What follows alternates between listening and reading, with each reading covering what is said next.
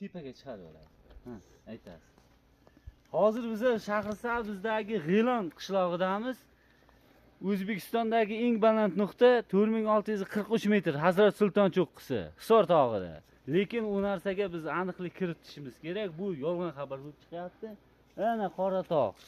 Mahalliy aholi aytayapti. Qoratog'da Hazrat Sulton cho'qqisidan baland deyapti. Hazrat Sulton cho'qqisiga chiqib kelgan mana shu yerda mahalliy aholi biladi. Bu yolg'on xabar bo'lishi mumkin. 4643 metrda biz hammaga noto'g'ri ma'lumot berib, noto'g'ri aytmayapmizmikan?